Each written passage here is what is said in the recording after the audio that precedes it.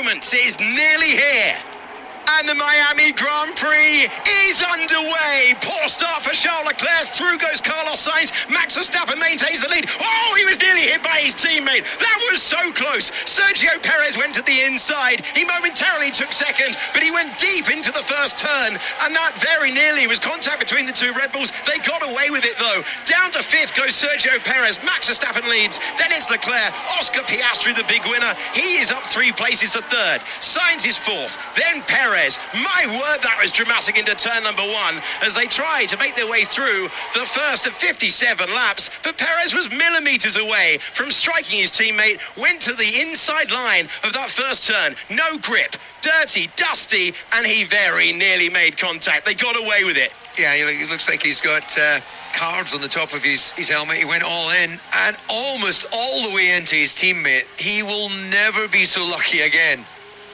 Just feels as if Verstappen is just doing enough to keep that gap beyond DRS and not wanting to put too much stress on the tyres as well as here he comes. Oh, thinking about the move, diving to the inside. Leclerc trying to be respectful. Well, it was after you or after you. They didn't want to make contact. They didn't make contact. Oscar Piastri is up to second position. That is Hamilton making the move and getting past Hulkenberg up to 7th place. I mean, he just had a big crash there. Yeah, copy, we saw that. And now Hulkenberg's back in front? Yeah, Hulkenberg occupying 7th position. The main battle you're looking at is Lewis Hamilton trying to get back past Hulkenberg, something he did before, dipped out of the slipstream, went back in again, now to the inside of turn 11, and Lewis Hamilton gets that pass done for the second time today. Hulkenberg down to 8th. Now, at turn 11, are we going to get the pass for George Russell? He's managed to get there. One Mercedes went by before. There are still 2 Pirellis on that racetrack, and Russell makes the pass to improve to 8th place. And the man from Monaco, he hits his marks, and that is a quick stop for Ferrari. I hit that cone. 15 seconds from me. Understood. Race leader with the swap on, trying to take avoiding action, and he clobbers the bollard. Max Verstappen has been called to the pits. He blends in, that's the blend line to the pit lane, and he had a lead of 3.6 seconds as he hands it over to his team. Oscar Piastri leads the Grand Prix for McLaren. Now, is there a chance for Fernando Alonso to get past Pierre Gasly? Alonso, who had a really tough start after his worst qualifying of the year yesterday, gets to the apex first, and Alonso moves up and takes 14th position. We've got Esteban Ocon making moves as well. Alpine searching for their first points of the year. That is him moving past, and Ocon able to get past the Haas. Fernando Alonso is going to make the move now on that medium tyre up against Hulkenberg, and he manages to fight his way by. Hulkenberg refuses to give it up. In the end, has no choice. Chance for another overtake, heading to turn number 1, and the Mercedes of George Russell gets past Esteban Ocon. That's for 11th place. Piastri maintaining track position. Former race leader Max Verstappen goes through, so does Charles Leclerc, and Lando Norris continues to circulate out there. Off the road goes Kevin Magnussen, and looking at our driver tracker, Logan Sargent might be there as well. The home favourite, the full safety car is out. Lando Norris is going to get the benefit. You only lose 9 seconds under the safety car. He's got 11 to Max Verstappen. Logan defends the inside, Kevin on the outside in the braking zone. And you're going to do the switch back out of 1 into 2. Yes, indeed. Oof. And I don't think Logan knew he was there. It is a huge moment in the race as well because it's brought out the safety car. Norris this time does come in to the pits, goes on to the hard tyres, and Lando Norris is going to venture back out onto the racetrack as the race leader. When does Lando Norris stand on the power? It's got to be single file at the restart. You can't draw alongside that car. You can't overtake until you cross that start-finish line. Can Lando Norris keep Max Verstappen behind? We're fighting immediately on the restart here. Norris, Verstappen, then Leclerc. Is close between Perez and Sainz further back in the battle for 5th place, but it's wide open for the win here in the USA. Norris did not have a comfortable restart, but he does maintain the lead. But this guy right here, Carlos Sainz, going to line up the McLaren, who does not have it. Big defensive move from Piastri. Carlos Sainz trying to go the long way round and claim 4th place, but his elbow thrown by Oscar Piastri. And this is what happens when you get a safety car late on. Finally, they are really aggressively racing. And to show you that, Hamilton's just got up to 7th place. Yeah, I can't get the car to turn. It's a disaster. Big opportunity to the inside for Carlos Sainz, who gets by at last, and that was really squirming all over the road. It's not done yet.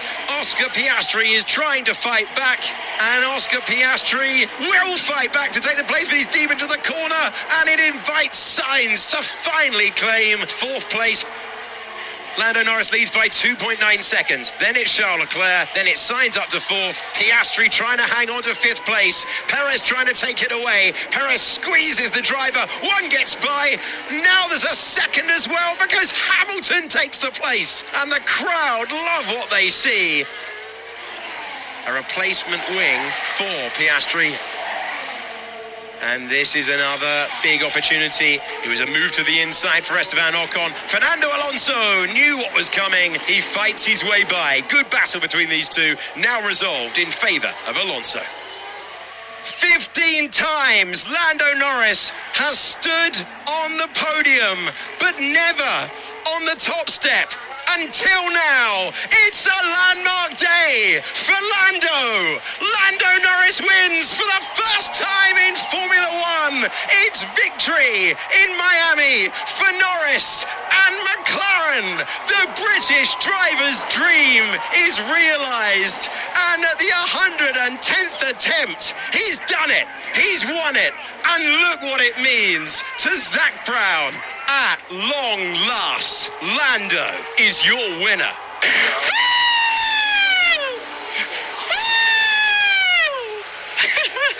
Oh, I love you all.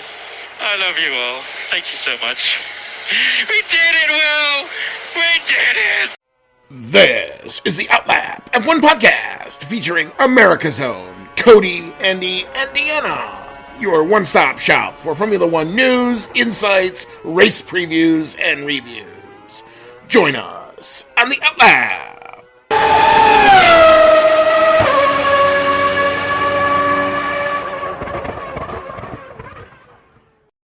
What's up, Outlap F1 Nation? This will be episode 14 of season 6. You have found the Outlap F1 podcast, and it's our 2024 Miami GP race review show. This is going to be a good one, folks. You've got Andy, and I'm along with Cody tonight. Sadly, Dee was scheduled to be on, but had to bow out at the last minute. She has a very early flight, so we're going to let her catch that. But Cody, my man, welcome back from Michigan. First of all, it's good to have you home back and safe. You're in a part of the world that I know pretty darn well. But how do you enjoy the weekend, and how you doing? It was a fantastic weekend. I'm doing great. Feeling nice and refreshed. Spent most of the weekend, relaxing, doing some shopping, hanging out by Lake Michigan, looking at all the pretty flowers in Holland. So really nice time. Unfortunately, probably the most exciting of the race, the most exciting race so far this year happened while I was enjoying myself in Michigan. So I didn't get to watch it live, sadly. But I still enjoyed it very much when I got home.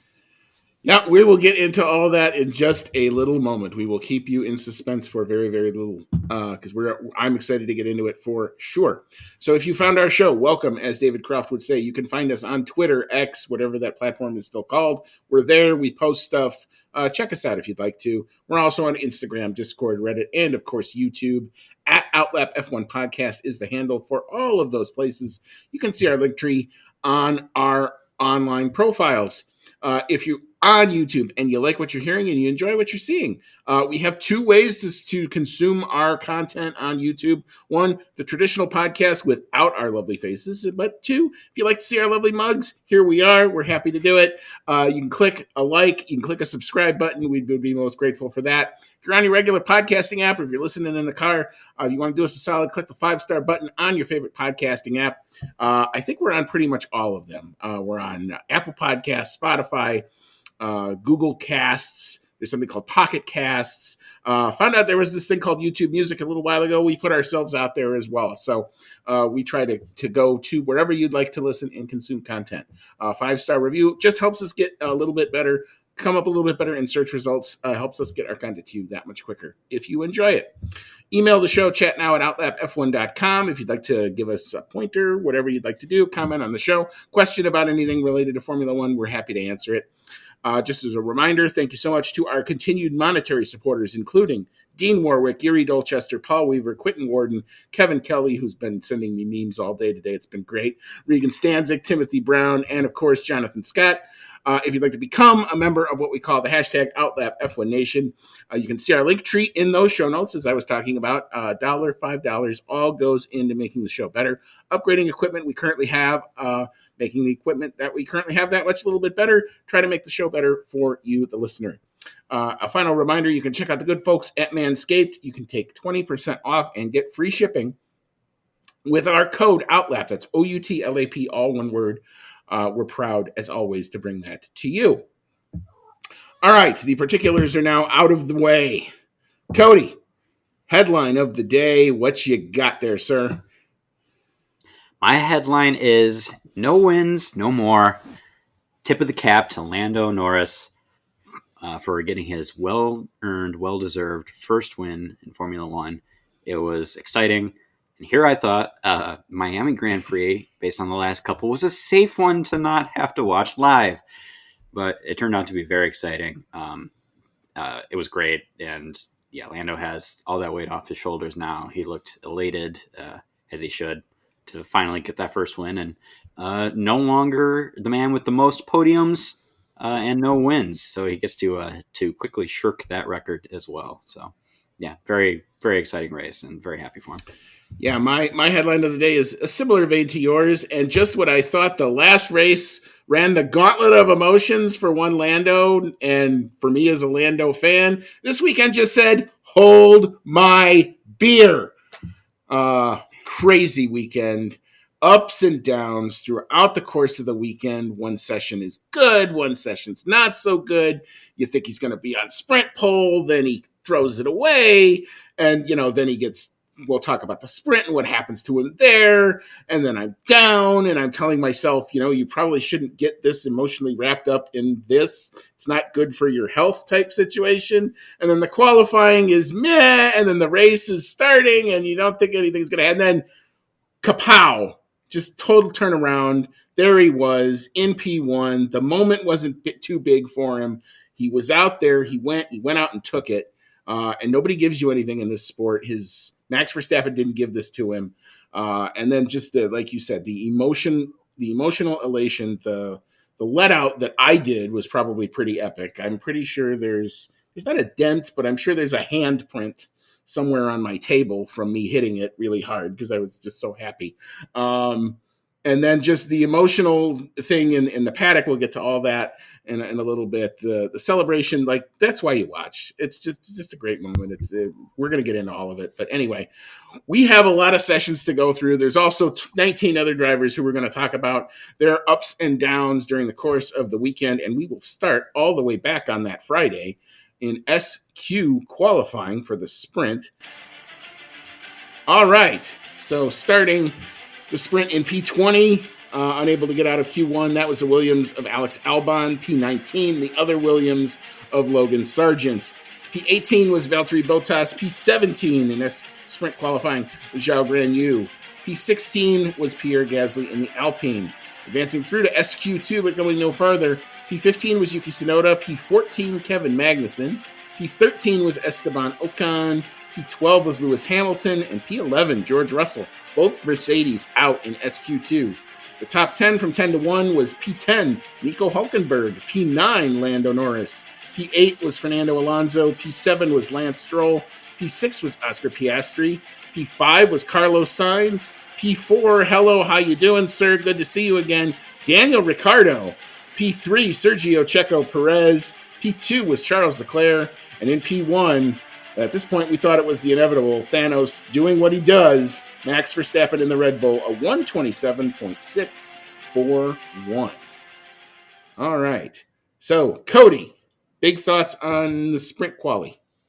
It, for the most part, ended up with everyone where I expected them to be, with the exception of Daniel Ricciardo being way higher than I think just about anyone expected. Getting everyone's hopes back up again.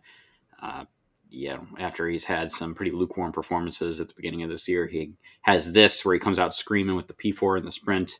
As we'll talk about, managed to convert in some pretty good points during the sprint as well. Williams looks really bad at the moment. They're pretty much hanging out at the back. We had some hope after last year that they would be doing better, but it seems like they've got still some ironing out to do with the team itself before they get the car going well again. And then, like you said, the Mercedes drivers both out in Q2, which is kind of scary for them. They just seem to be going backwards further and further at this point, or maybe not even backwards. They're just getting, the other front running teams are just pulling further away from them. I think. I mean, we see here that they both got out qualified by Nico Hulkenberg. Now, when would you have thought a few years ago you'd be talking about Haas out qualifying Mercedes in any session? Yeah, I mean, probably a little on the. I think all the teams, especially in this session, definitely all look to be on the back foot because they only had the one practice, and two, the mandatory tire compounds I don't think really worked well here. So everybody has to go on the mediums in SQ1 and SQ2. The benefactor of that, believe it or not, was Lando Norris in the McLaren, who actually sets the fastest time in all of the sessions in SQ2 with a 127.597, only to have to then switch to the soft tire, which there wasn't a lot of running on that at all. It definitely appeared to be giving up. It was very warm down in Miami this weekend. It looked like, he basically said he overpushed, Lando did. Tried to really, really throw it around in the first sector, and the car just jinked on him, and he caught it. But by then, he had already kind of sacrificed the lap time in the first sector. Had a good second sector, good third sector, but it wasn't enough. So P9 for him, and that proved to be kind of important when we get to the sprint. As you mentioned, the two Mercedes not being able to get into SQ3, that was surprising. Not able to fire their tires. The issue seems to be they get a different car, it seems, every time they go out. One time they think they got it dialed in, they look okay, and then the next session, it completely turns around and is the opposite for them. So very difficult adjustments to try to stay on top of for them, and a very, very finicky car. A degree or two of track temp seems to really, really affect them. And that's very hard to try to, engineer and keep in front of. But yeah, on the positive notes, Daniel Ricciardo, where did that come from? You kind of look at the characteristics of this track. There's certain parts of it that kind of remind me of Mexico, where you're just kind of off the throttle, gliding the car. Maybe that's where he's still really strong. V-carb coming up and as a theme probably throughout the course of the rest of the weekend, being that annoying factor. Like, they were just there and doing things and being there throughout the course of the weekend, giving the Haas's some frustration, giving the Aston Martins even at certain points some frustration as well. But that was good to see. Nice to see on the Friday there. All right, so we will then transition into that sprint, and we'll go through who finished where. So the two non-finishers of the sprint involved in a lap one incident, those were the McLaren of Lando Norris starting from P9 and the Aston Martin of Lance Stroll. We will talk about that incident in a little bit. P18, the dude's got more penalties than I think certain people have properties at this point in their name. Kevin Magnussen and the Haas. Wow, we're going to have to talk about that. P17, Fernando Alonso and the other Aston Martin, probably a victim again of that lap one incident. P16 was Lewis Hamilton. the causer of the lap 1 incident in some ways. P15, Esteban Ocon. P14 was Valtteri Bottas. P13, Alex Albon. P12, George Russell. P11 was Zhao Guanyu. P10, where did that come from? Logan Sargent in the Williams. P9 was Pierre Gasly, and your points finishers in the sprint. P8 was Yuki Tsunoda. P7 was Nico Hulkenberg. P6 was Oscar Piastri. P5 was Carlos Sainz. P4, he stayed up there. Daniel Ricciardo in the V-Carb. P3 was Sergio Perez. P2 was Charles Leclerc. Only 3 seconds adrift from P1. Still inevitable at this point of the weekend. Max Verstappen in the Red Bull. All right. Cody, big thoughts on the sprint? A really good mix of points in the sprint here. Not everything going to those top 5 teams. We got Nico Hulkenberg getting a couple points, Yuki Tsunoda getting a point, Daniel Ricciardo scoring really big with that, maintaining P4 in the sprint, which was very exciting. Everyone's back on, Danny Rick's side again after that performance. As we'll talk about, it's really too bad it didn't quite carry through the rest of the weekend. But a big contributor to everything getting shuffled around was that first lap incident where we kind of went bowling with Lewis Hamilton. He gets a good start. He really guns it up the inside going to turn 1.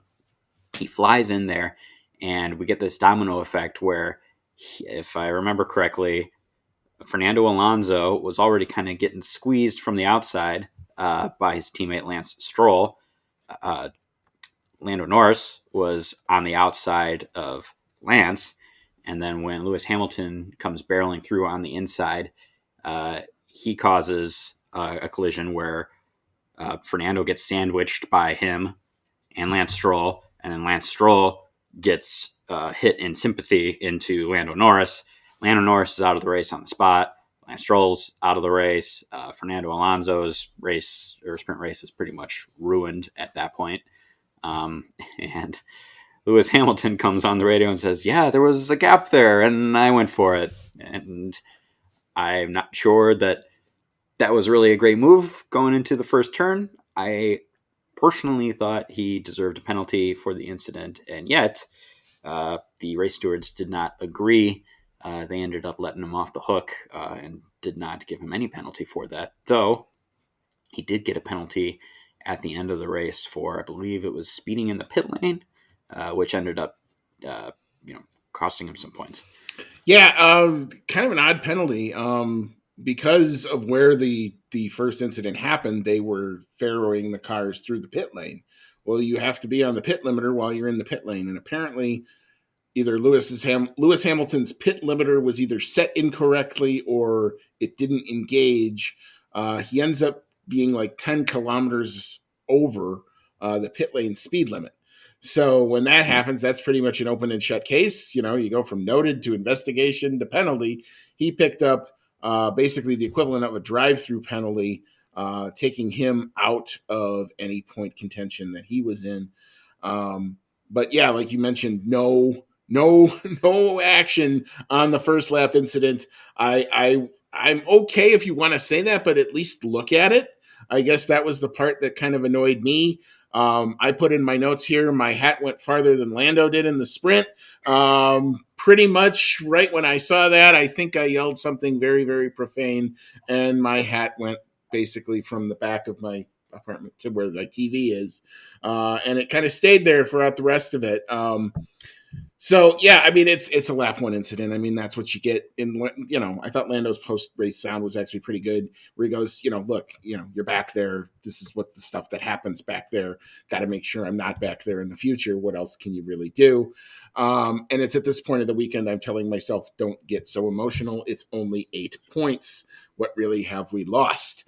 Although I was hoping to go see, what that upgraded McLaren, which by the way, 9 separate updates were on Lando's car this weekend. So they were not kidding about bringing them forward. Oscar's car had, I think, about 4 of them. He'll get the full package next time out in Imola. The team has already announced that. But, in terms of the on-track battles, then in the sprint, I thought the defender of the day was Daniel Ricciardo. Sergio Perez kind of easily got by, which is to be expected, a Red Bull versus a V-Carb. But Carlos Sainz in the Ferrari, unable to get past despite many attempts in DRS, with Daniel out of DRS, not able to convert the moves.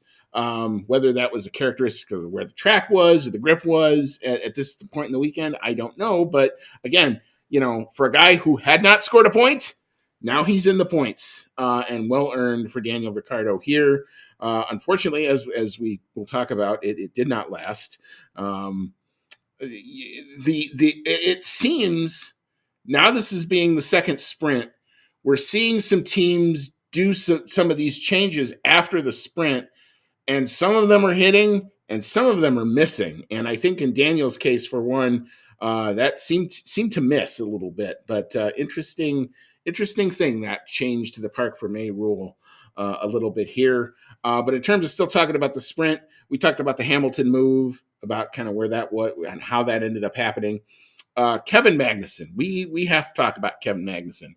Kevin Magnussen went and decided, my teammate is in the points, and I'm going to do whatever the fuck I have to do to keep my teammate in the points. And whether that's even like I'm becoming the human blocker. I'm turning my car into a wall, and good luck trying to get by me with some tactics that I think are a little bit beyond reproach, if I'm being quite honestly with you.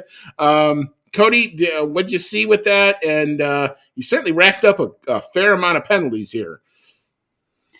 At this point in the weekend, I thought it was still kind of fun and exciting, honestly. It was really fun to see the lengths he was willing to go to keep Hamilton behind him, and therefore give Hülkenberg the opportunity to get points again. This is now the second time that we've seen Magnussen take this kind of strategy where he realizes that he's probably not going to get any points anyway, is willing to play the team game to the extent that he's going to rack up penalties and drive pretty dirty at times to make things happen.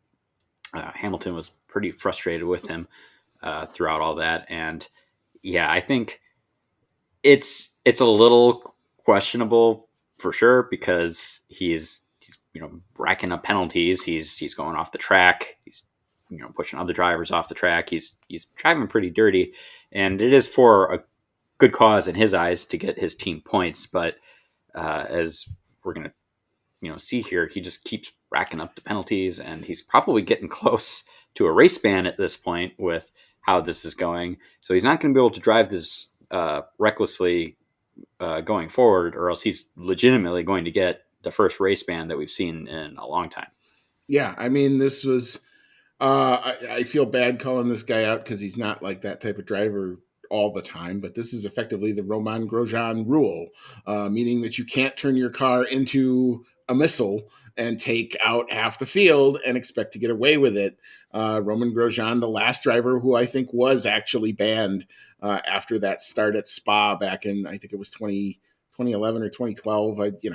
Lewis Hamilton goes 50 meters, and that was the end of his race, and Fernando Alonso was on top of him and all that. It's very famous crash caused by Roman there. And then this is the same type of tactic. He just decided, basically said, screw it. I don't really care what the stewards do until they either park me or whatever happens. I'm just going to take whatever penalties are given. His post-race sound was, I thought, starkly honest, where he said, yeah, every penalty was deserved. That's what I was doing. That was the game that I was playing. What else did you really expect me to do? I don't think that helped his cause. I think he was probably honest to a fault. I wasn't expecting him to, I'm glad he didn't BS it or anything like that, or say, well, I was trying to do this, and, I just lost the wheel, or I just, looked left when I should have turned right or something like that. But, yeah, I mean, at this point, like, I got it, but the fact that it didn't get any better gets really, really, really scary about kind of where the tipping point is. And yeah, I mean, we talk about penalty points. We'll kind of recap where he is at the end.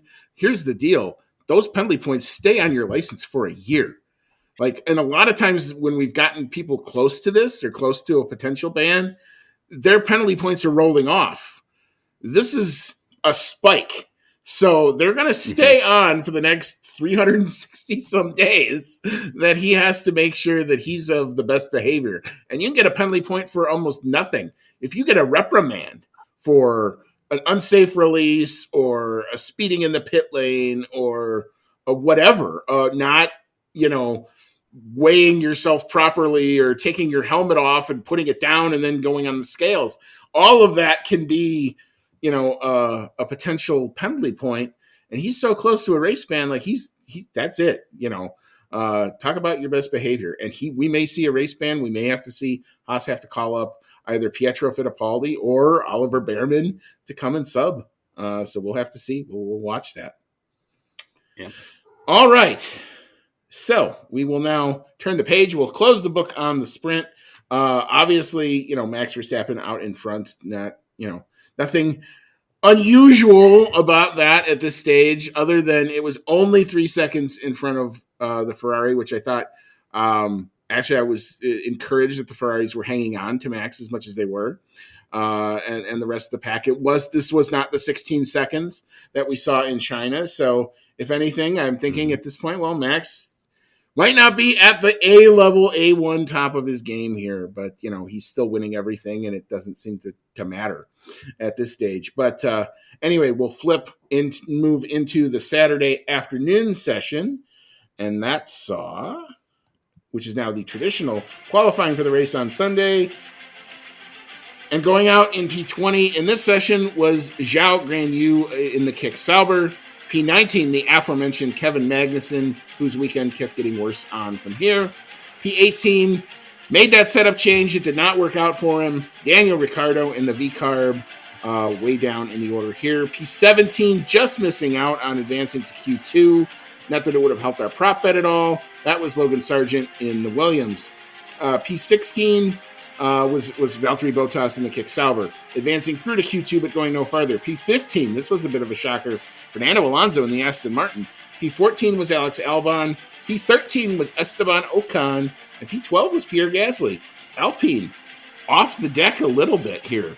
You can take the progress where you can get it. P11 not making it through to Q3.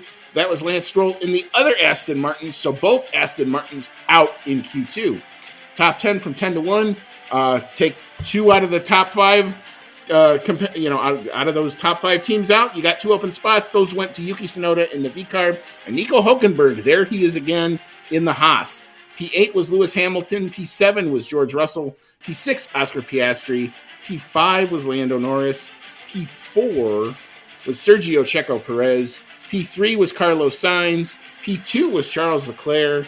And in P1 with a lap time of 1:27.241, that was Max Verstappen in the Red Bull, again looking to have normal service resumed. All right. So, Cody, big thoughts on the traditional quali? It was pretty disappointing to see Daniel Ricciardo fly so high in the sprint just to qualify 18th for the regular race. It took all the wind out of my sail for expectations for him. So that was very disappointing. Also, I was bashing him pretty hard in our race preview, but it looked like it was mostly warranted because we were wondering if Logan Sargent was going to make it to Q3, and I said I would be incredibly surprised if he made it to Q2. He did not. And so I feel that my bashing was at least a little warranted. I do feel a little bad with how his home Grand Prix weekend went. It was not all of his fault, but we are continuing to see pretty lackluster performances from Logan Sargent. Max Verstappen taking pole again. So far, as expected, throughout this whole weekend, Max, taking the front of every session. At least every qualifying and race session up to this point. For that matter, I think the rest of the qualifying from there was more or less as expected. Good performance from Leclerc, Sainz, decent showing from Perez. Unfortunately, Lando Norris not quite showing, I think, everything that he had for this qualifying session. Going back from there, it was pretty much as expected until you get to those last couple spots, which were picked up by Hulkenberg, who is continuing to perform very well in the Haas. It's been exciting for me to see, especially knowing that he's going to be going to the Audi team going forward. And then Yuki Tsunoda still pretty much best friends with that P8 to P11 section of the running order. Yeah, I mean, it was kind of interesting. McLaren actually sent Lando out on a medium tire, his last new medium tire of the weekend, for his first run in Q3. And it unfortunately that did not work out. So I was kind of like, well, he was trying to convince, like they sent him out on a used medium at the end of Q2. He sets a lap time. I think it was only like 0.2 off of the time that he posted earlier. He knew he was safe, so it was kind of a free run. That tire was not going to run anymore. Unless it was, desperately needed. So, that was fine. But he didn't get a good kind of first run in Q3, and everybody else they finally got on top of that soft tire, and everybody just continued to kind of step up. So Lando goes a little bit quicker, when he gets to the soft tire, but it's not good enough to go any higher than fifth, and kind of 2x2, other than the fact that, you've got the Ferrari splitting the two Red Bulls. Other than that, kind of pecking order, first, second, third, fourth, right in the constructors, kind of right there you go. But all that being said, it was only 0.3 of a second between P1 and P6. So, that was very, very, very tight, small little margins, at least in the qualifying. All right. So we will get to the full race on Sunday, and we shall start with our back markers, as we are apt to do.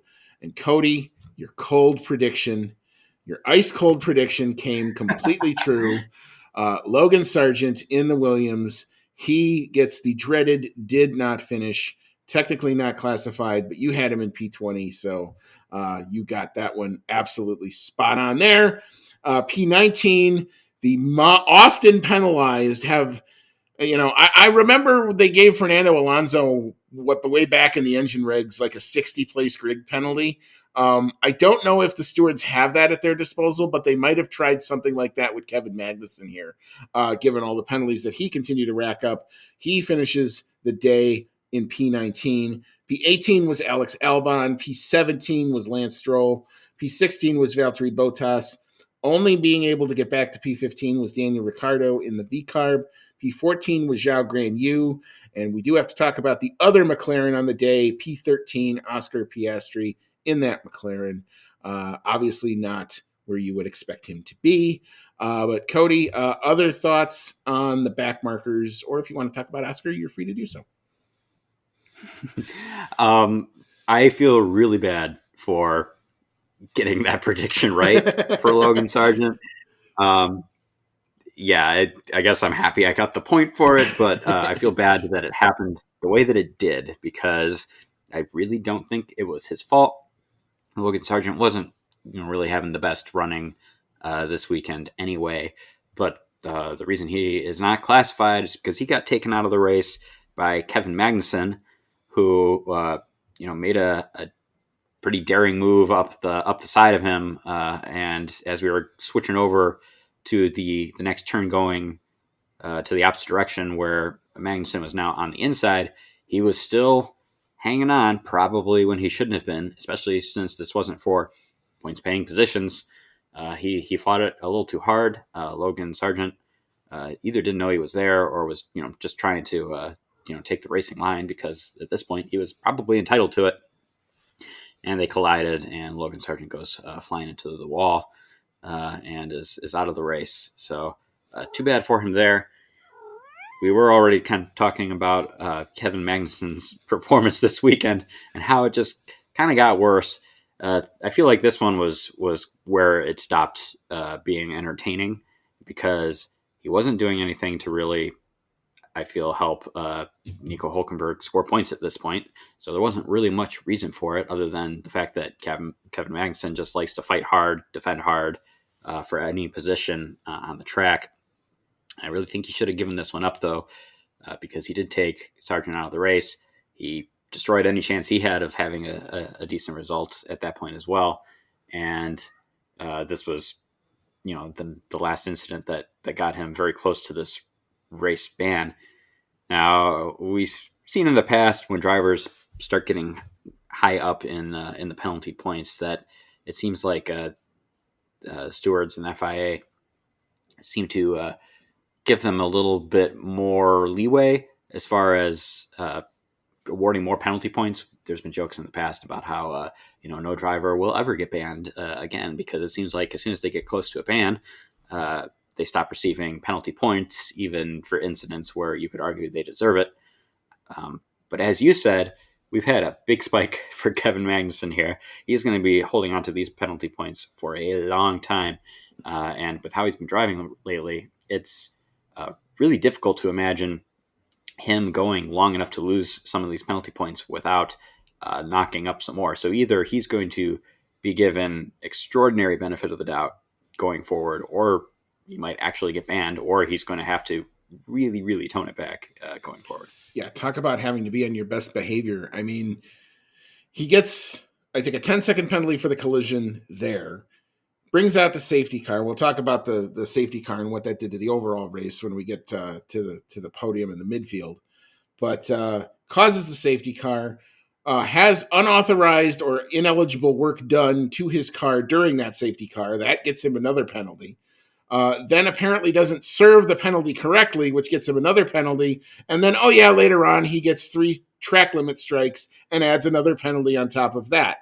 So I think that's 4 added to the 3 that he got, each one carrying a point or 2. And now I think he's on 10 out of 12 in terms of total penalty points. Yeah, not funny. I mean, like it starts out and maybe you can laugh at the one that's in the sprint. And Lewis, to his credit, even though that was the guy that he was screwing over throughout most of that sprint, kept actually a fair good humor about it. But I mean, in terms of the on track, he's going to have to be on his best behavior. There's just no ifs, ands, or buts about it. I mean, otherwise it's going to be come sit down with me and watch how it's done. Just kind of crazy. But, in terms of the driver who's kind of here, who we don't expect to be, Oscar Piastri, as much as Lando Norris is the benefactor of all the luck, the hard luck case, I think, has to go out to one Oscar Piastri, who I would say throughout 85% of this weekend, including half of this race, was the better driver in the Papaya cars this weekend. His start was absolutely amazing. He starts P6. Sergio Perez goes for what I would call you thought the Lewis Hamilton move was ambitious. The Sergio Perez move is also ambitious, to say the least, and he damn near took out both Ferraris and his teammate. The fact that there was no contact is a compliment to the driving of one Carlos Sainz, who got himself out of the way of a Red Bull missile. It gave me, harkened me back to Mexico last year, where Perez just said, I'm going to hang it out and whatever happens, happens. And there you go. But he manages not to hit anybody, but that enabled one Oscar Piastri, who was starting on a new medium tire, which I thought was very significant. And he found the grip on the outside of one of the turns. It turns into the inside, or the way that the circuit's laid out. And it looked like he just had the zipper grip and goes up 3 spots into P3. Later on, makes a nice move on Charles Leclerc for P2. Looks like he was setting up to have a really awesome race as well for him. And then, the safety car comes out at not a good time for him, because he had literally just pitted. That put him back down to P4. And then a unfortunate late coming together with one Carlos Sainz in turn 17. Looked like Sainz was on the inside, again, trying a bit of an ambitious move. Could not keep his car under control. The back steps out, and that, even though Oscar was giving him room, Carlos Sainz's rear tire ends up in Oscar's wing, breaks the wing. Oscar's complaining of a huge vibration in the car after that contact. He basically drops from P4 to P8. Didn't look like he was going to be able to keep the points in. The McLaren boxed him, changed his wing, did manage to recover, did actually set the fastest lap of the race, but it was not to be any higher than P13 for him. Cody, what'd you think of the move by Sainz on Piastri in turn 17? The stewards did assess a 5-second penalty post-race to Carlos Sainz, which actually dropped him one position in the standings. So what'd you see, and what was your take on it? I thought they were pretty much just racing each other. I'm not sure that the penalty was, you could probably go either way with it. I think I did think it was very interesting how when you after the incident happened, we didn't see the incident live on the broadcast, and looking at Piastri's car, you would think, oh, he looks okay, he's going to probably keep going, and then you see the replay of the incident, and his wing flexed like crazy, like pretty much straight up, and then came right back down. So they definitely thought that there was going to be some damage there, rightfully so, and brought him in for that.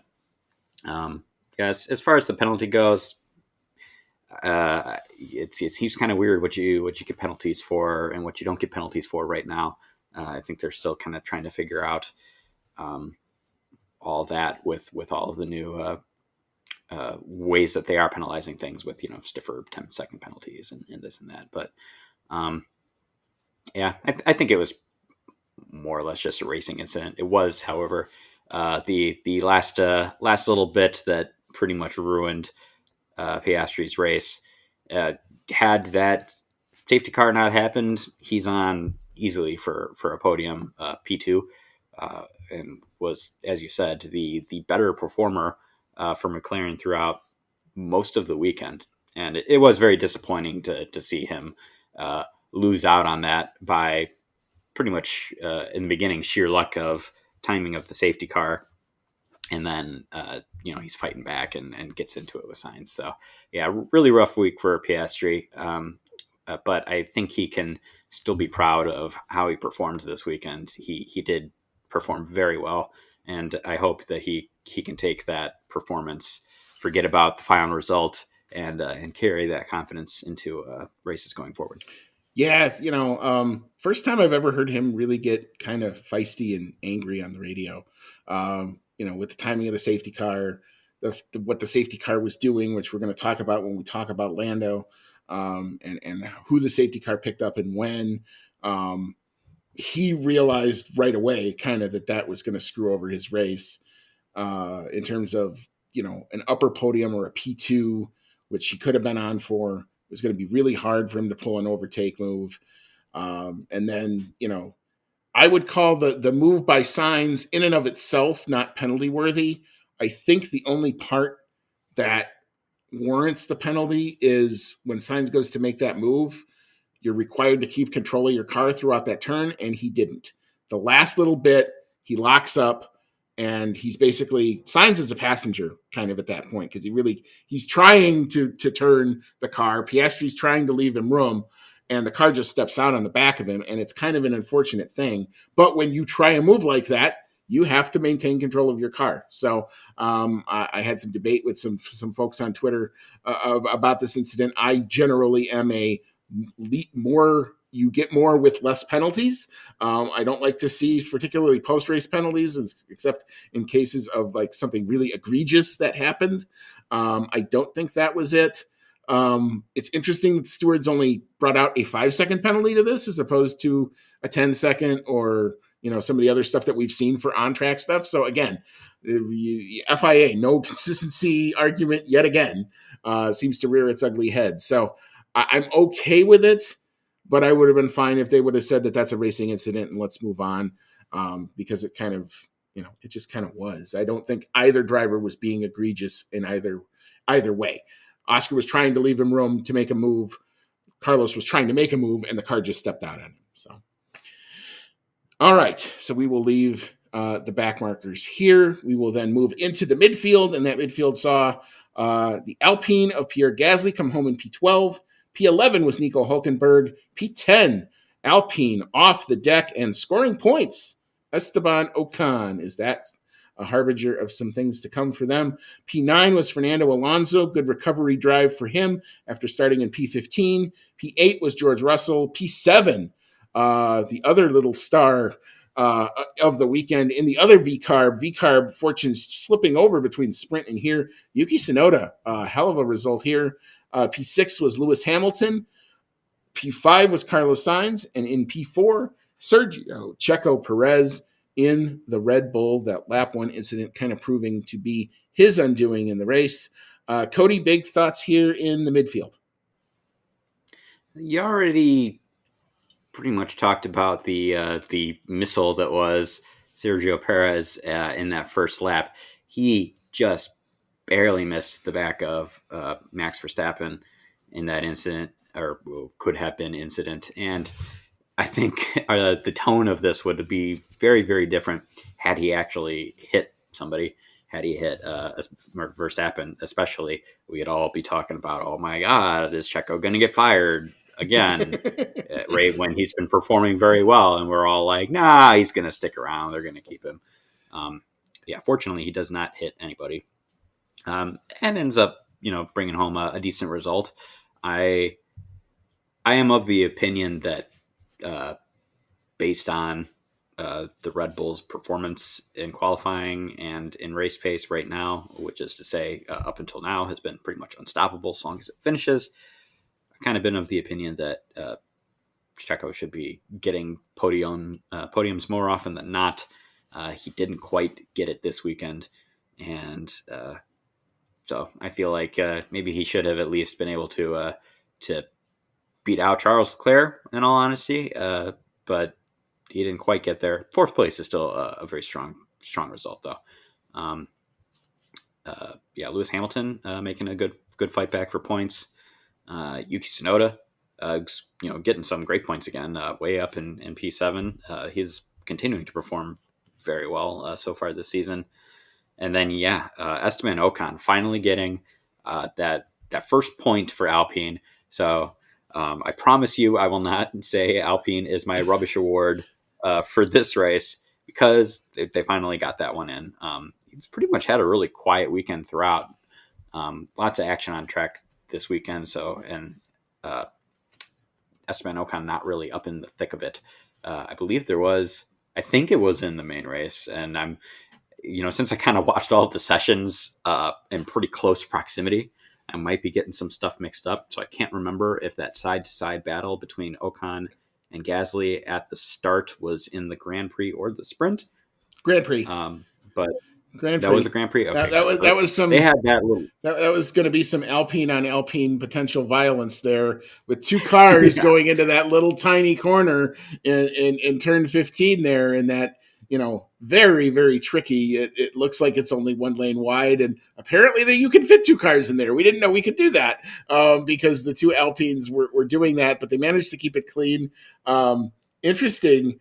The car is actually now back to the weight limit, so they've taken a lot of extra, whatever the excess weight was that they started the season with off of there. They've done actually some very quiet upgrades. They also have inherited one David Sanchez who left McLaren a couple weeks ago, and probably the most amicable adult split in Formula One that I've ever seen, where they just said, you can go and I'll leave. And he goes over to Alpine. So they're going to benefit from his services kind of moving forward. I would say, actually, if you're looking at where the arrows are pointing, Alpine might be one that's kind of pointing upwards a little bit. So this could be something of things to come. If they can kind of get into that scrap with Haas and the V-carbs and be in there consistent, there's points on offer, as you're seeing, as we've kind of gone through enough of these rounds now. The top five sometimes have an off weekend. Aston Martin were kind of out of it. Mercedes were a bit out of it. That gives opportunities to other players to step up and score points. We saw Ricciardo do it in the sprint. We saw Tsunoda do it here. And here we see Ocon getting the first hard-earned point for Alpine, for a team that needed something good. I think they went and got it. I think they call even P10 a success here. All right. So we will now move into the podium. P3 was Charles Leclerc in the Ferrari. P2 Max Verstappen in the Red Bull and P1. God, does it feel good to say this. Lando Norris in the McLaren. 1 hour, 30 minutes, and exactly 0.5 seconds. Comes home to take the win. Let's kind of reset the stage. So let's talk about that safety car. It was the pivotal moment of this race.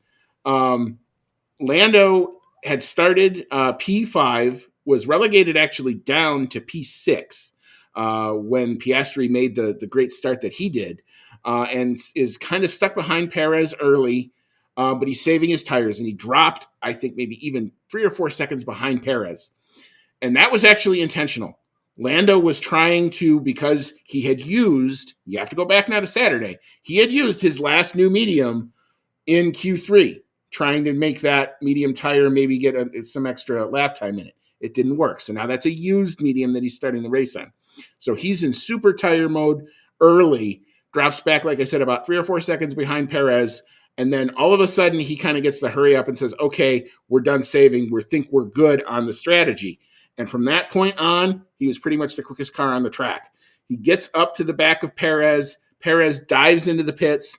They let him go. They did not cover that stop off. McLaren said, we're pointing forward and we're going to let you go after the Ferraris. And Lando's response, I love this. Oh yeah, okay, I'll go get him. No problem. I feel good. Pace is good. I've listened to Lando's radio for a long time. He sounded very, very upbeat. He was very happy with what his car was doing.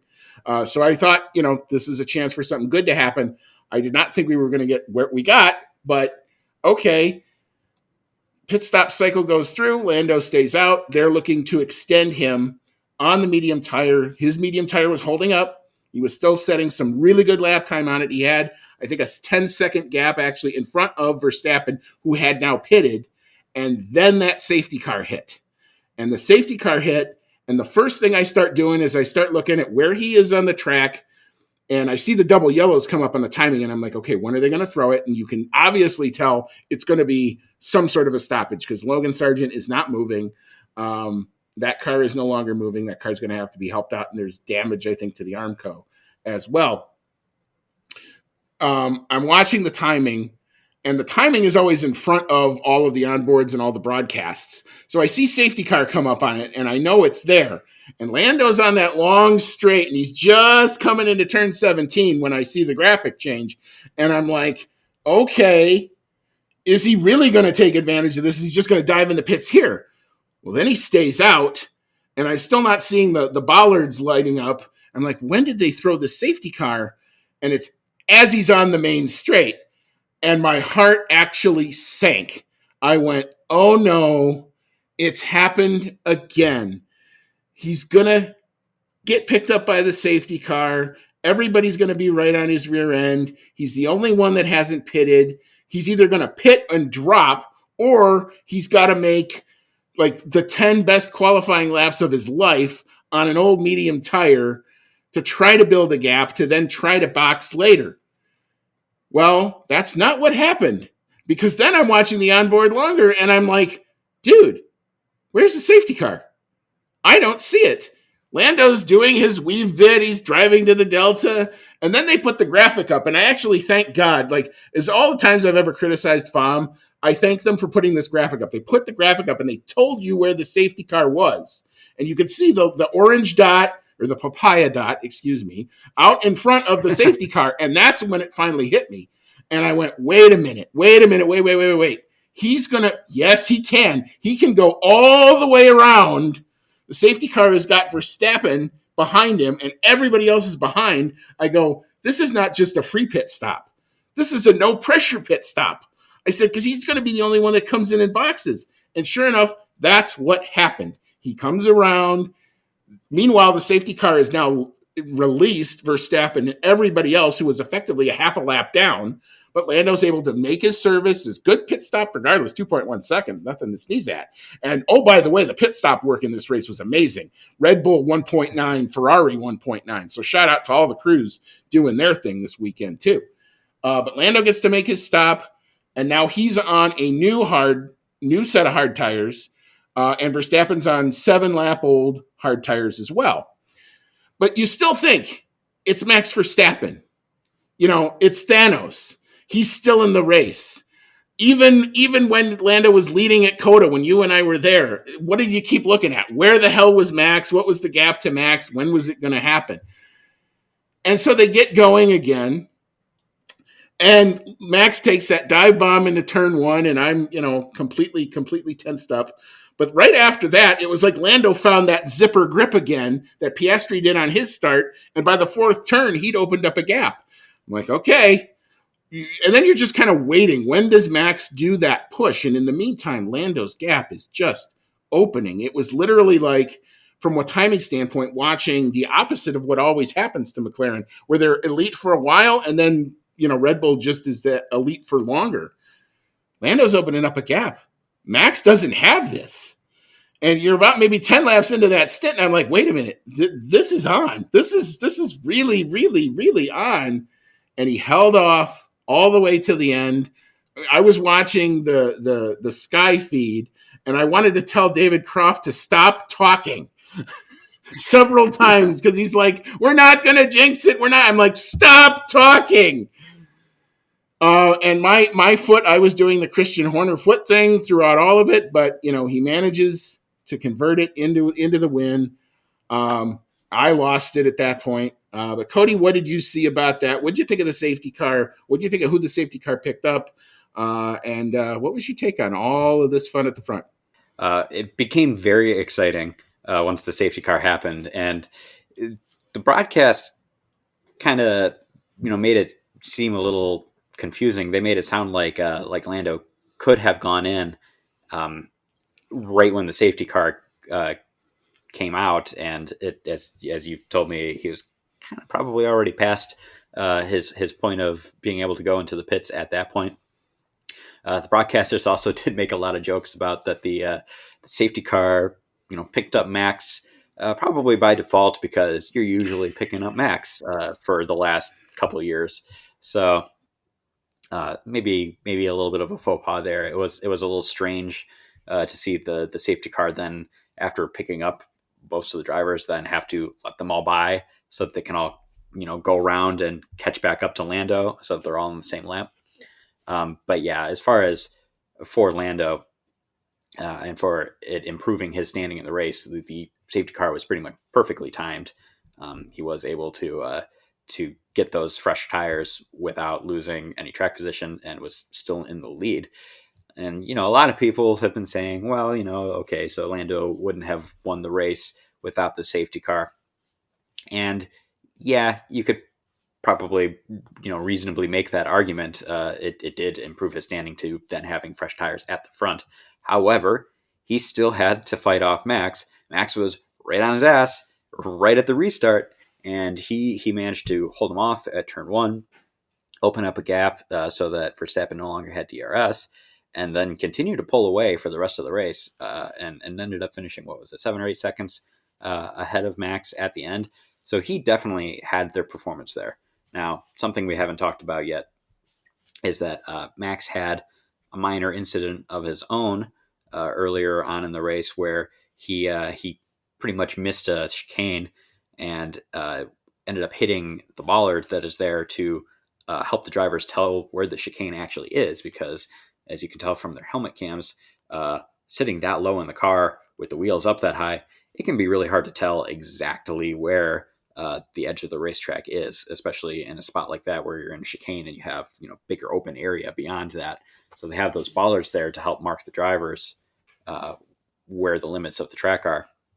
And he really nailed that bollard. He split it in half with the wing. At the time, it didn't really look like it did any damage to his car. As you told me, the team thinks that the part of the bollard that went under the car may have caused some damage to the floor, enough so to cost him some downforce. All of that taken into consideration, though, I don't think really takes much away from Lando's performance once he had the lead. He drove pretty flawlessly from that restart to the end of the race, which he's under a ton of pressure with that. He's got that pressure of not having the win. He's got the pressure of having Max being in the car right behind him. But he managed to overcome all of that and yeah, once the celebrations began, it was all, big ear to ear smiles for me. He looked like he was thoroughly enjoying the moment, as he should. The team was very happy for him. I love the part where he pretty much like jumped into the team, and they were all like hoisting him over their heads. It was fantastic to see. He got congratulations from pretty much everyone. Big congratulations from Max, who he's friends with. He got congratulations from Lewis, from Charles, from his former teammate Daniel Ricciardo. It was all very nice to see. Everyone, regardless of the team, seemed to be pretty happy that he got the win. And it was well earned. It wasn't some freak thing where Max retired from the race after leading the entire thing and he just happened to be there. No, he really had to go out and earn this one.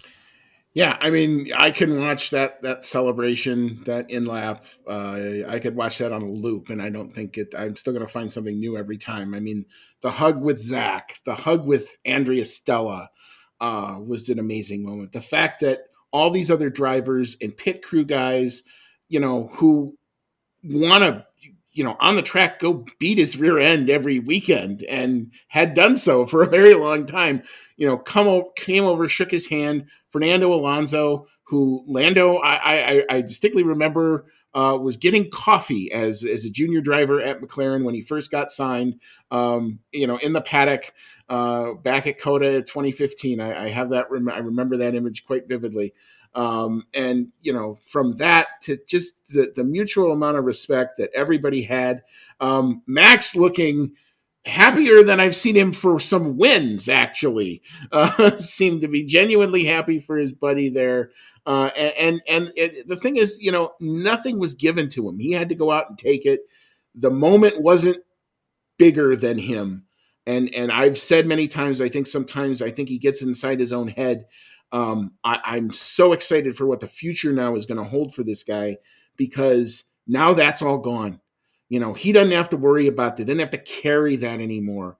What could be for the rest of this season? And hey, this is and the other part of it, you could have told me that they were bringing all the upgrades here, and I still wouldn't have put a bet on Lando to win here. This was McLaren's worst track last year. Old card, old spec notwithstanding. They were P17 and P19 here last year. They were dog crap. And they couldn't get out of their own way. I remember them not being able to race a Williams down the straight. They couldn't pass anybody. It didn't matter what they tried to do. Everybody was so frustrated, and then it was after that they go to it was after this race that they start to really put those upgrades into the pipeline to get them ready for Austria last year. But since that time, and since Zach made the decision to say, whatever we're doing isn't working, we're going to clean house, we're going to restructure, from that to here is an amazing turnaround. It's basically from the back all the way now to the front. Do I think Lando will win again this year? I'm certainly hoping for that. It's not going to be easy. I think you kind of got a series of circumstances. Obviously, the safety car was a huge thing. And then you also had the fact that I think Red Bull in general around here were not perfect. They weren't like Singapore bad, but they were not their normal selves. It was certainly not the car we saw in China. It was just that little bit off, and it's so marginal up at the front right now. And that's the thing. Like, yeah, this upgrade package isn't going to give them the same lap time that it gave them last year, but they don't have that far to go. It's so close that all you got to do is just get that little bit here and there, and track position being as important as it is, maybe we'll see something, go on from here. But yeah, I mean, that entire celebration, amazing moments. Like I said, I've watched it like 3-4 times. It's just a great, that's why you watch. I actually called into the National Post race show, to express my gratitude to those guys. That's one of the reasons I'm a Lando fan was, it was Jonathan Green who was doing an interview with a very young Lando Norris in New Zealand when he was racing for the Toyota Racing Series. And I'm like, oh, who's that guy? That's a funny name. But then you start reading and you start paying attention, and then McLaren signed him, and you start understanding that this might be, a really good thing for my favorite team. And finally, potential was realized this weekend. So I couldn't be more happy for him. And I hope it's just a harbinger of things to come and good things for the team. And Oscar, your win is coming as well, because this package, that guy's not going anywhere either. So we're going to have some fun the rest of this season for sure. All right. So we will leave that here. I think I'm done talking about it for now. May talk about it later on, but who knows? But anyway, we're going to leave it here. We're going to take a quick break. We'll re-rack. We will recap where all of the standings shook out after this round.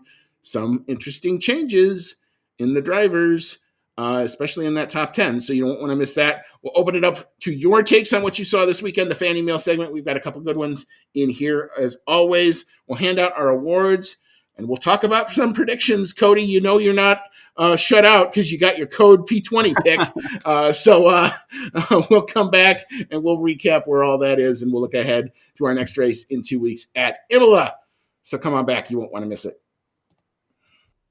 You are listening to the Outlap F1 podcast, and we'll be right back after this quick pit stop.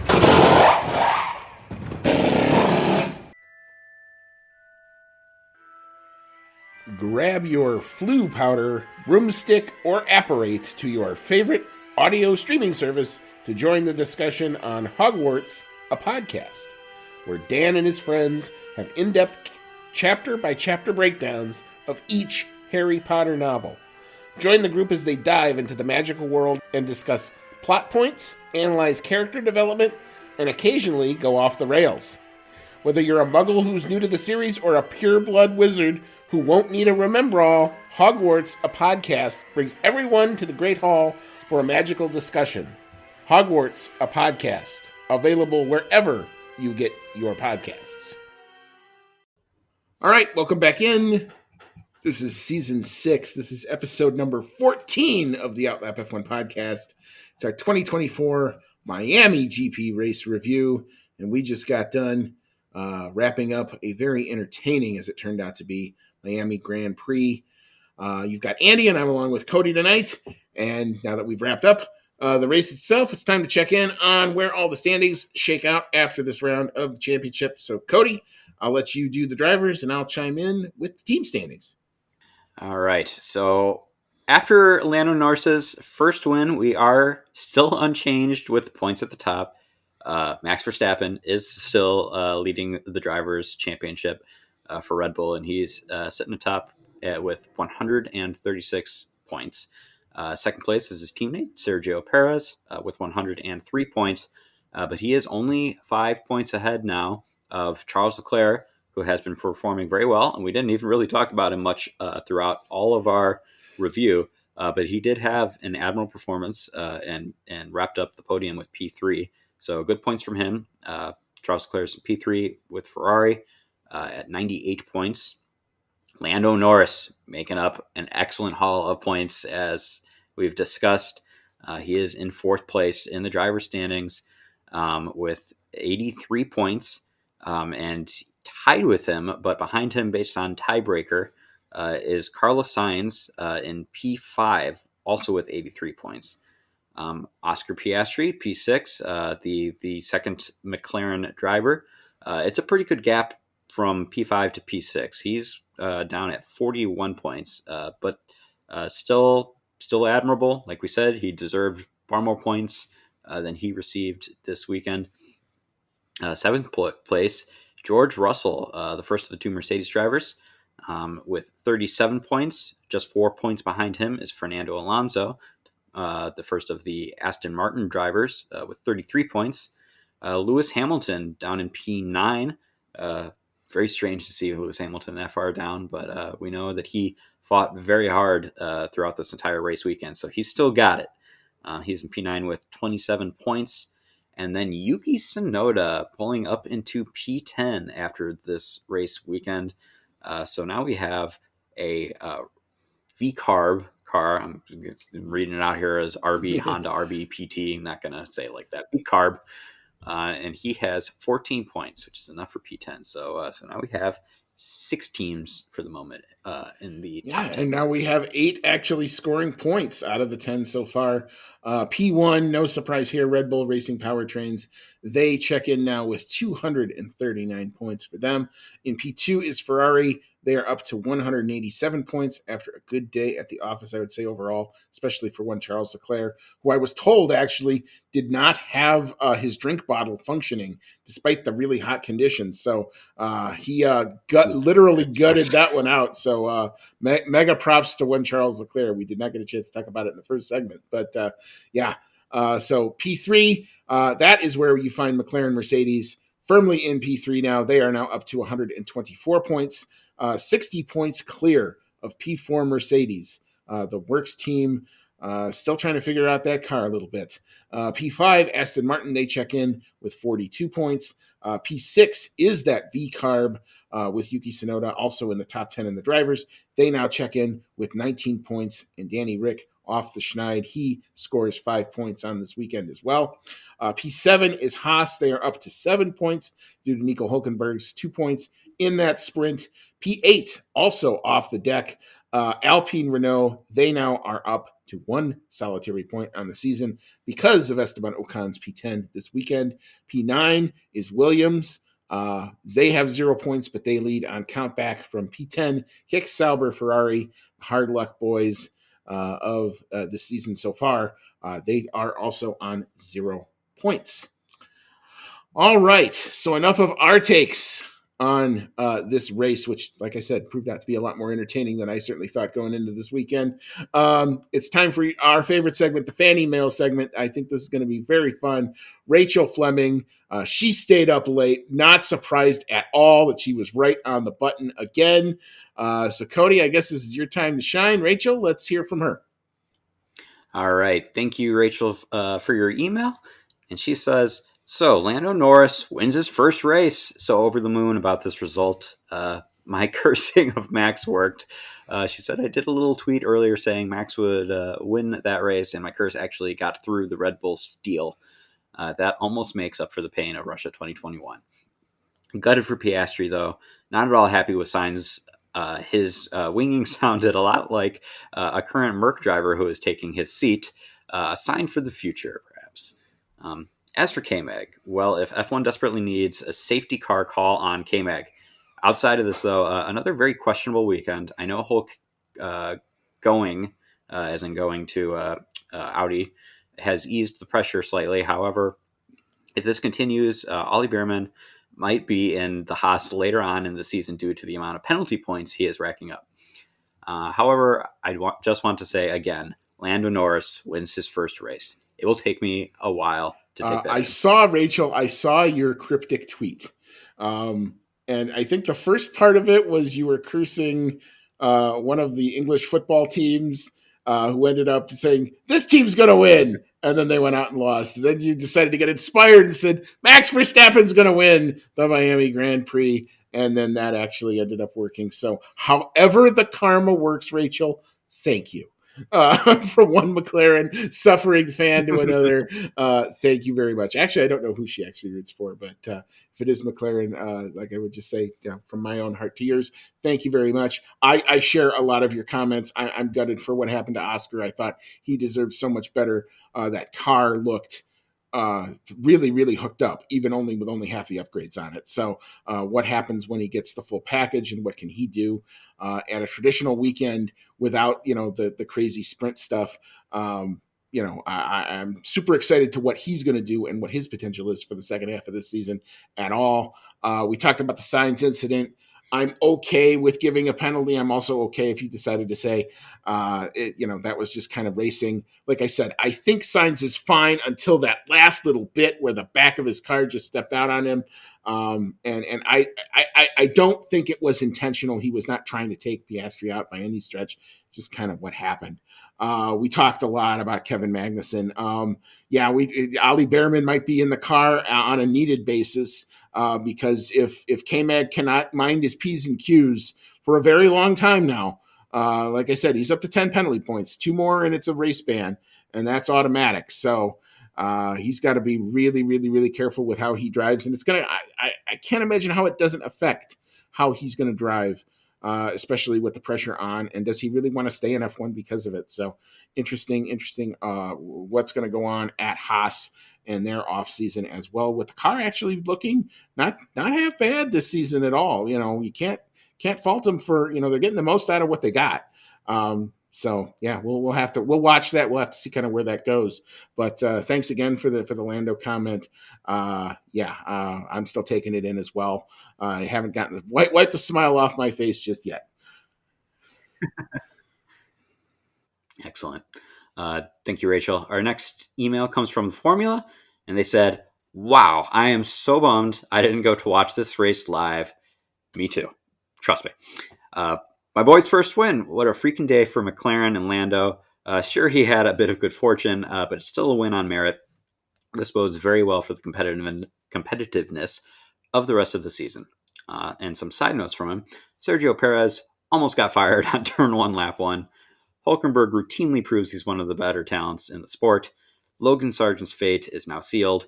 Rumors of Kimi Antonelli trying to get into that seat next year now. I agree with pretty much most of the side notes. I would say Logan Sargent's fate was probably sealed a while ago. I honestly thought it was sealed before we even got to the season, but here we are. It's really too bad because it is he seems like a good guy, and it is really nice having an American represented in the sport, but he's just not performing up to the level where he's going to keep that seat beyond this season. Hulkenberg, yes, very good. Very excited to see him go to Audi. I hope that Audi comes out screaming in 2026, and he has a car that he can, finally get his own race win or podium or whatever, to knock some of those unfortunate records that Hulkenberg has. I think it would take a little more than that incident, which could have occurred to get Perez fired. But yeah, as I said before, it feels like it's this big seesaw with Perez. He does really well, and everyone's like, "Oh yeah, he's got that seat sealed in. He could compete with Max." And then he has a rough middle part of the season last year, and we're thinking, "Oh my God, he's going to lose the seat." Daniel Ricciardo has his name on that seat. Everyone at the team really likes Danny Rick. Perez comes firing again, performing pretty well beginning of the season, and we're like, "Yeah, he's got it in the bag." And then yes, I would say that had he taken out Max at the start there, we would all be back to saying, "Oh my God, Perez is out." But yes, pretty much going from the bottom of your list up here. I am I was out pretty much having a long weekend away, and I thoroughly enjoyed myself. But as I said before, I thought Miami was boring the last couple of years, and I figured it was going to be boring again this year. So I figured, what's the big deal? I'll just watch it later when I get home. And it turned out to be quite the banger. It was very exciting to see Lando get that first win. As we progressed through the race, I thought it was going to be just Max taking another one, and then as soon as Lando started opening up the gap after that safety car, I was like, "Oh my God, is this actually going to happen? How the heck did Andy not explode my text messages when it happened?" I really appreciate it because I hate spoilers, and I was purposely trying to avoid spoilers. I even went to we stopped to get some food at a bar right when we were leaving the Saugatuck, Michigan area, and they had the race on, and I purposely didn't watch it. I tried to avoid it. I didn't want to see what was going on. So yeah, thank you for not spoiling everything for me.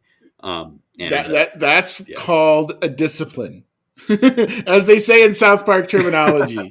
That's called a discipline, and I almost wanted to say, "You got to watch this thing. You're gonna not believe what it is," but that would have given something away. So, and to be honest, I had so much to do with my regular Sunday because it really wasn't well timed in terms of the overall day of what you'd like to do with your weekend. It's why I'm a Formula One fan. I like that it's done by 10 in the morning because then I've got other stuff that I have to go do, like grocery shopping and cleaning and laundry and all of that kind of stuff. And because I had taken in the whole sprint and the F1 Academy races. Oh, by the way, shout out to F1 Academy this weekend. Those races were also amazing.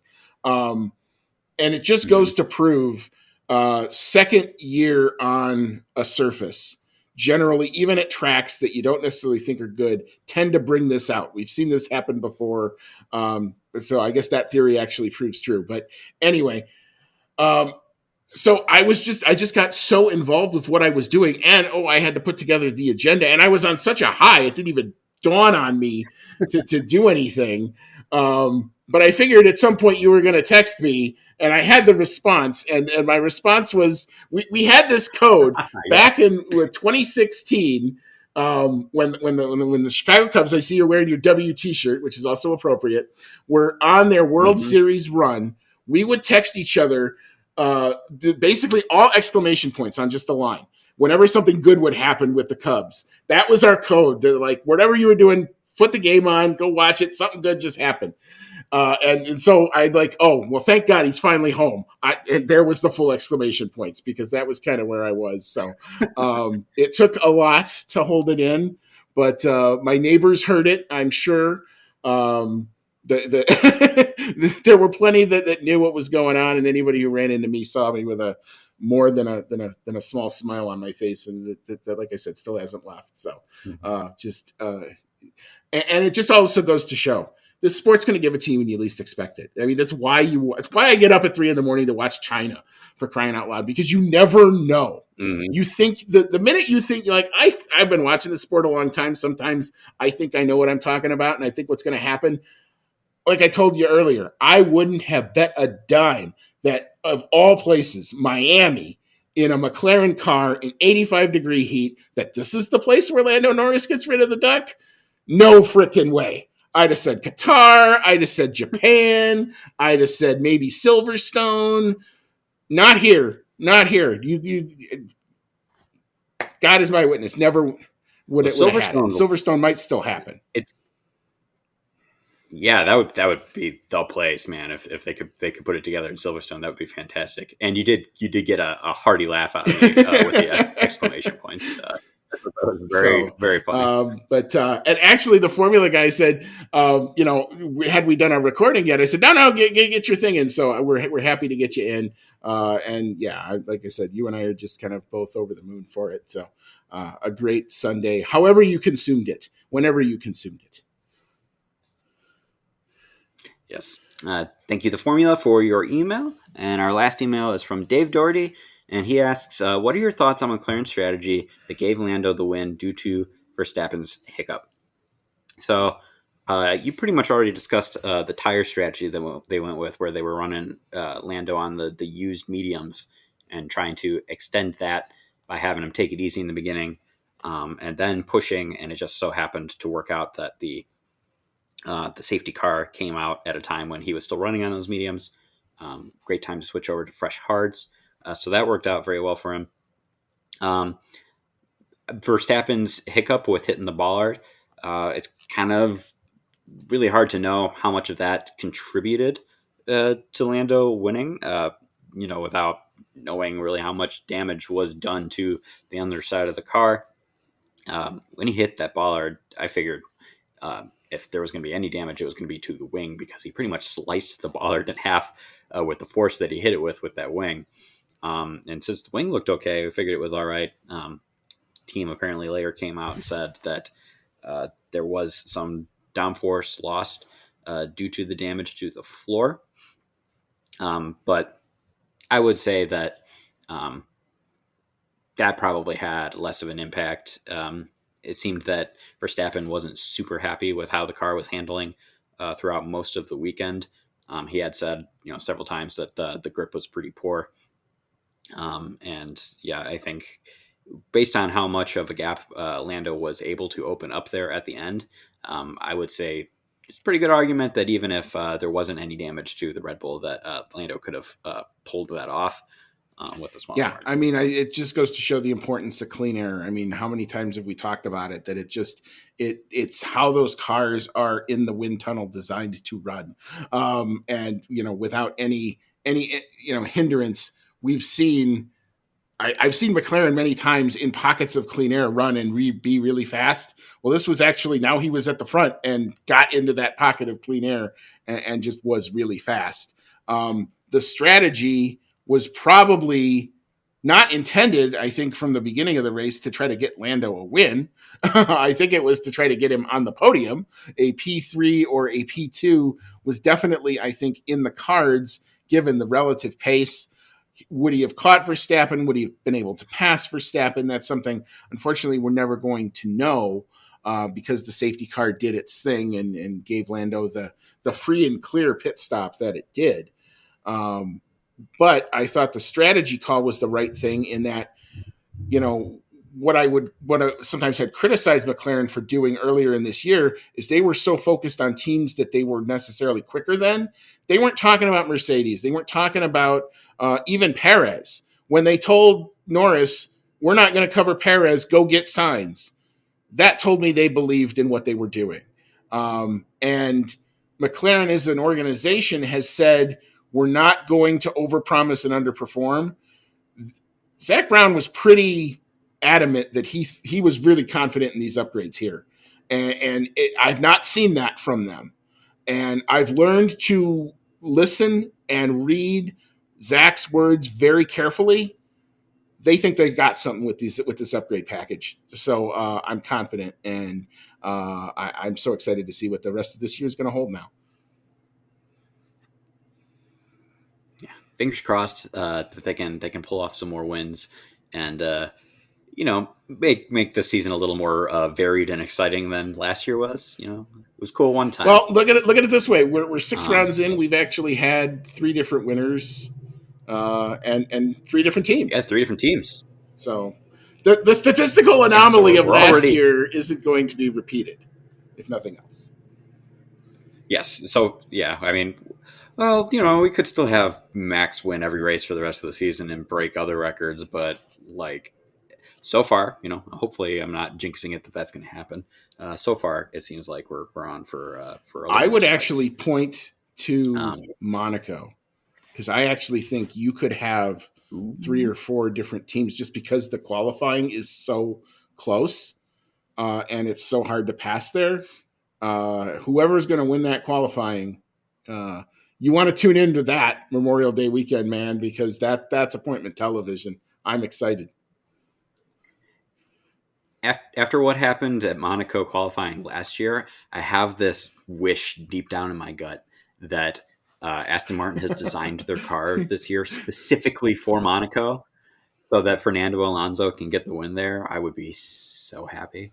But we've got a few weeks yet before we see what happens with that one. Yeah, for sure.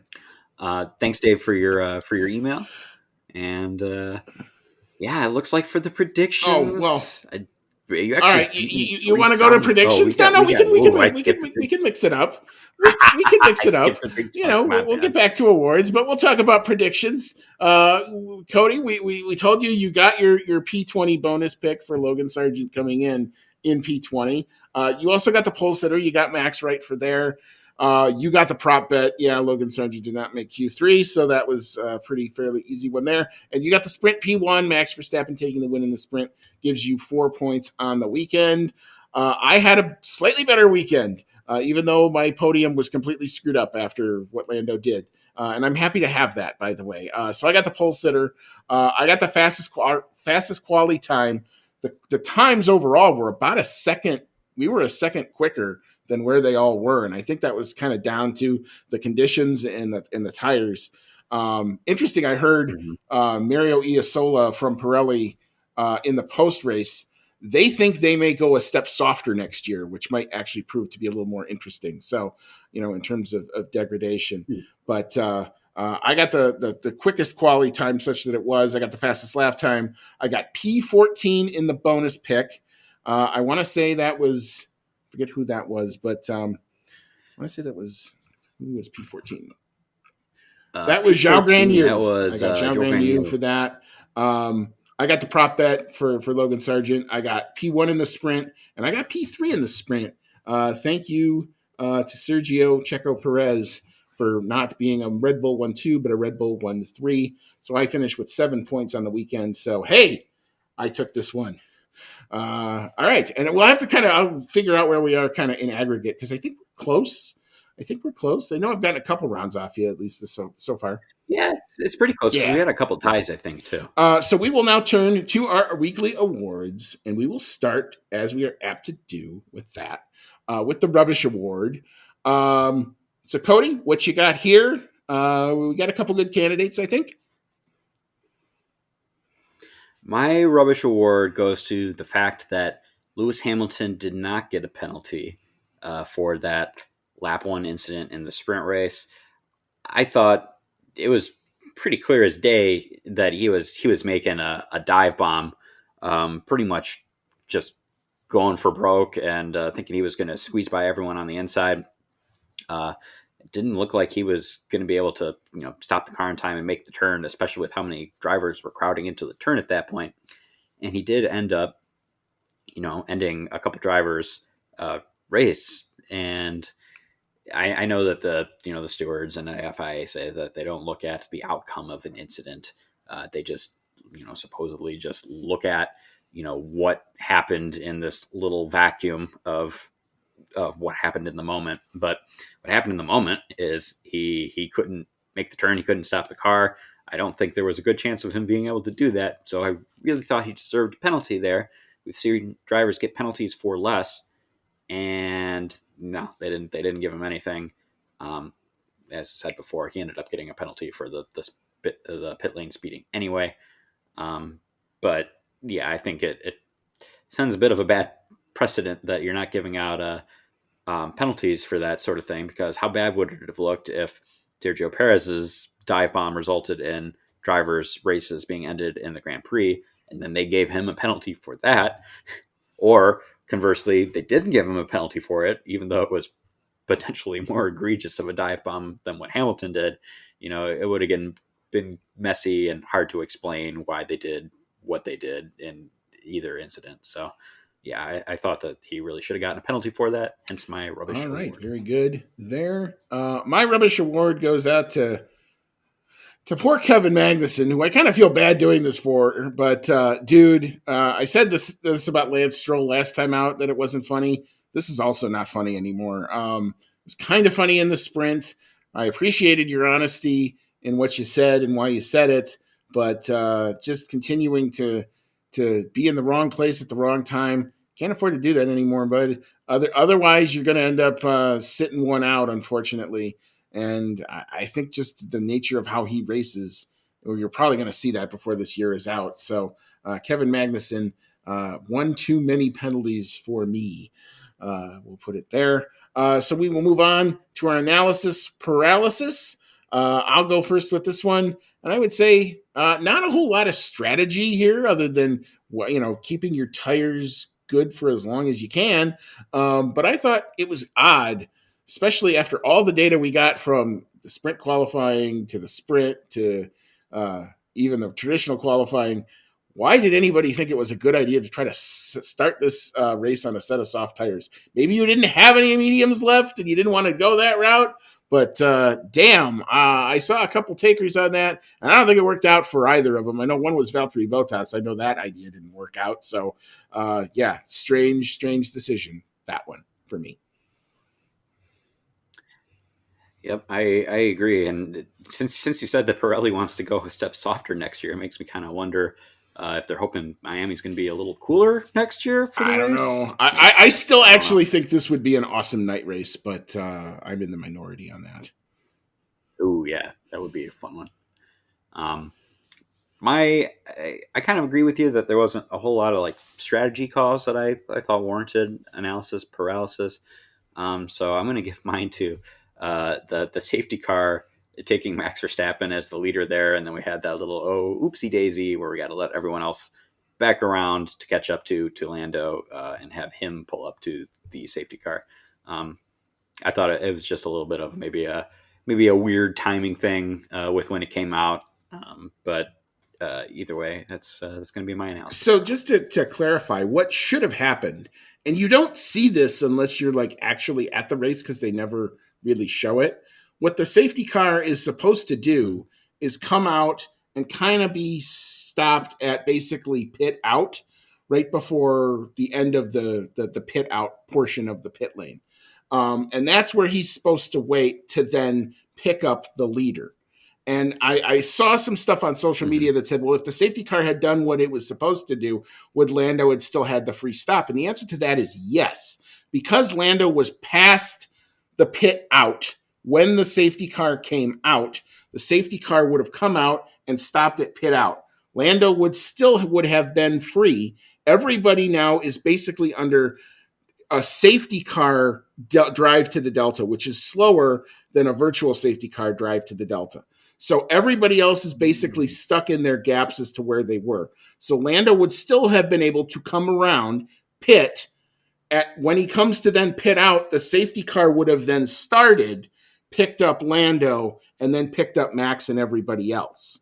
So I still think he would have gotten that out because he still had 10 seconds, which I think under even the Deltas, I think turned out to like 14 or 15 actual seconds.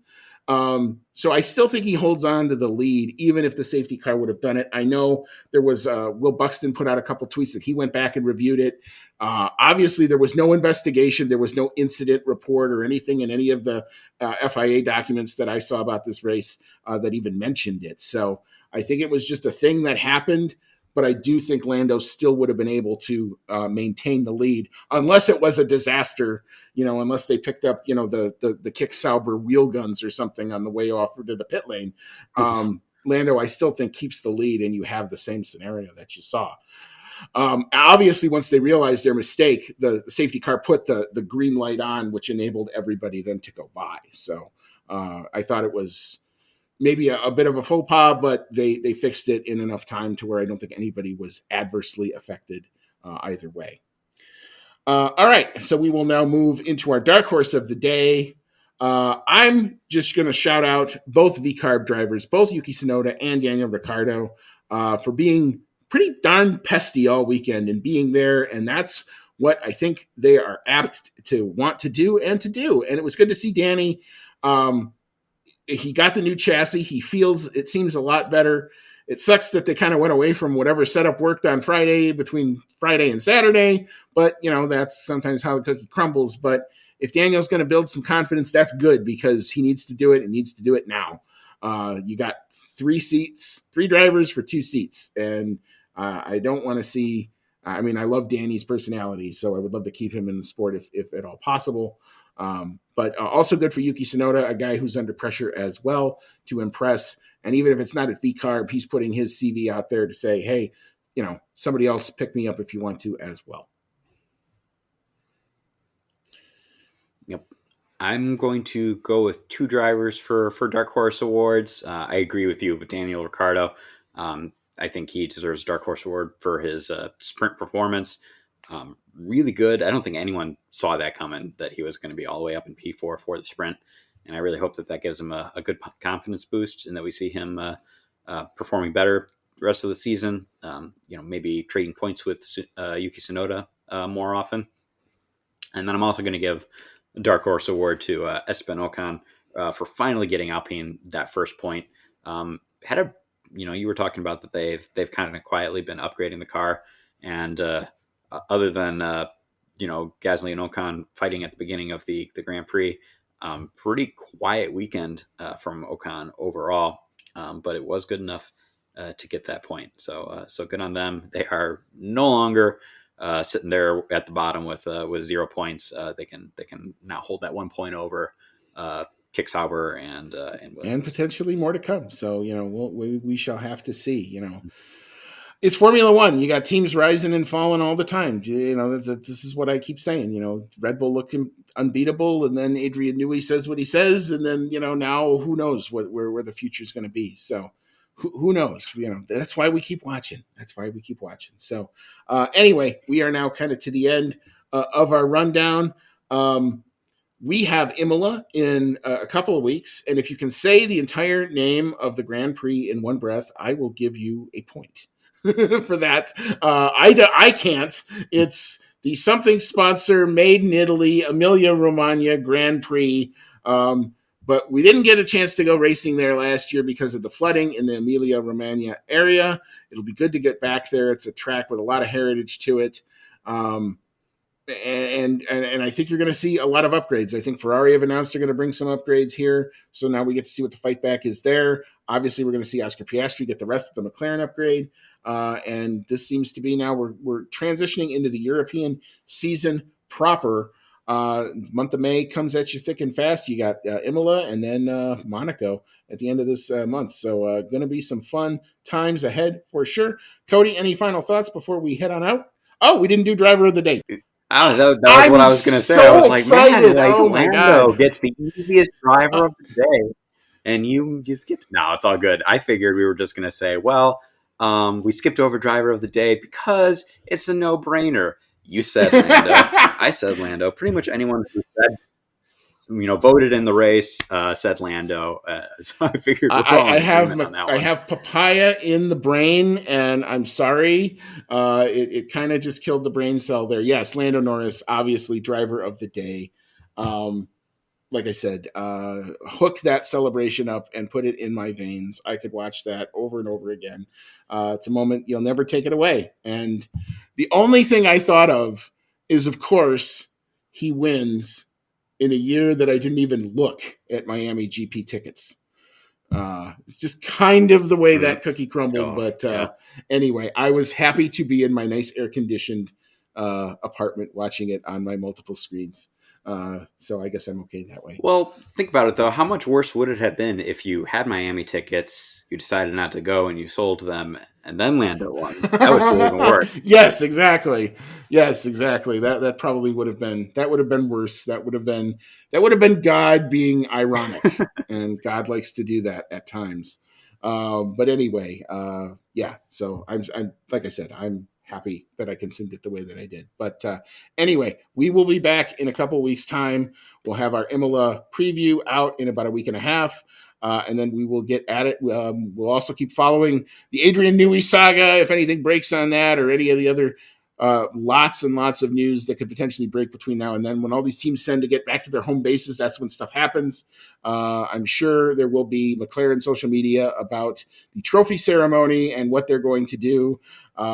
Has anyone checked to make sure Lando actually woke up this morning? Because apparently all the flights and everything got canceled. So safe travels to all who are going back to their European bases.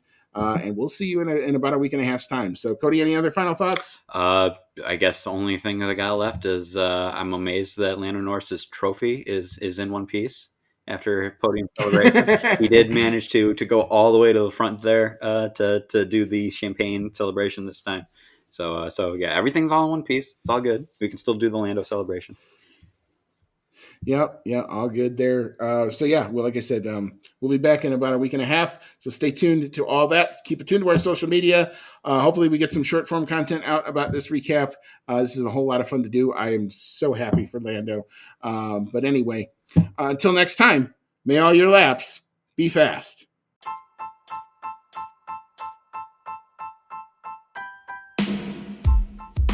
Thank you for listening to today's episode of the Outlap F1 podcast. If you like what you heard, click that subscribe button and be sure to leave us a 5-star review. If you want to connect with us outside of the show, check out our website at www.outlapf1.com. Find us on Twitter and Instagram at OutlapF1 Podcast, or email us at chatnow@outlapf1.com. As always, thank you so much for your support, and we'll see you on the next one.